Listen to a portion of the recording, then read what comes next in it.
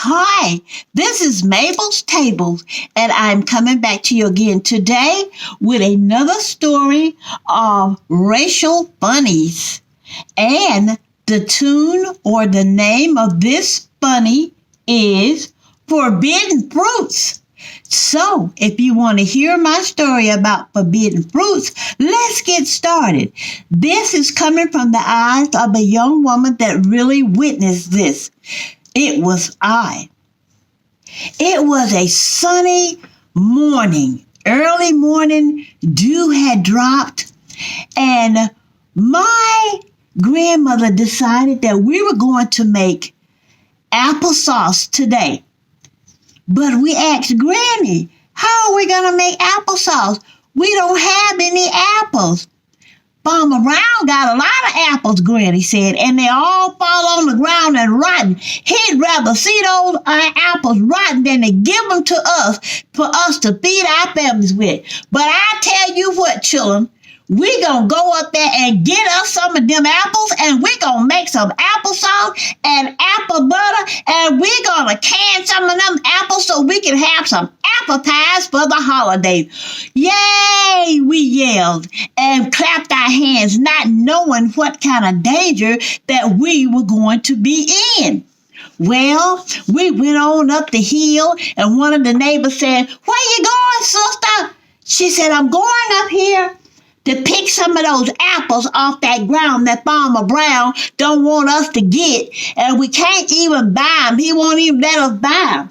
So she said, "Well, I'll go with you." By the time we got to the top of the hill, we had about 7 or 8 people going with us to go under there and pick those apples off the ground that had fallen off the tree that Farmer Brown would not allow us to get. He wouldn't even allow us to buy any. I remember that my granny had went to him with a quarter to try to buy some apples off the ground, and he told her, "Get away from here, colored woman. You're not getting anything out of my farm. Get away from here." So that mama decided that she was going to have herself some of them apples to make sure she could make her applesauce, can her apples, and make some apple butter for us. Well, as we approached the land, they didn't have a lot of fences back then, but you know whose property was who. So we saw the apples that had fallen from the tree. So everybody gathered around, all the people that came with us, and they had aprons on, and we had bought aprons and old shirts to put our apples in so we can take them back. And we were bending down and picking up apples, and then along came this big old dog. Woo, woo, woo, woo.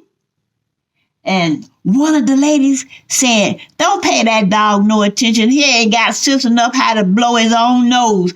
So we kept picking the apple. Then here come another dog. Woo, woo, woo. And when the lady said, all Farmer Brown dogs ain't no good. They don't do nothing but snoop around for a bone or try to kill up his chicken. Well, we kept picking apples. All of a sudden, we heard footsteps. About 5 or 6 people come out with rifles. Hey, all you colored folks out there stealing them apples, get the hell off my property. So we took off. I heard my grandmother say, run. And we had a few apples in our shirts and pockets, and we were dropping apples as we ran. Well, we ran so fast, trying to get out of there. And we ran, and I was looking around to see where my granny was. I couldn't see my granny. I asked one of the neighbors, my grandma, she must have fell. We got to go get my granny. So the lady said, keep running. Your grandma at home sitting on the porch. My grandmother had outran all of us and went home and sat on the porch and waited on us to come down that hill.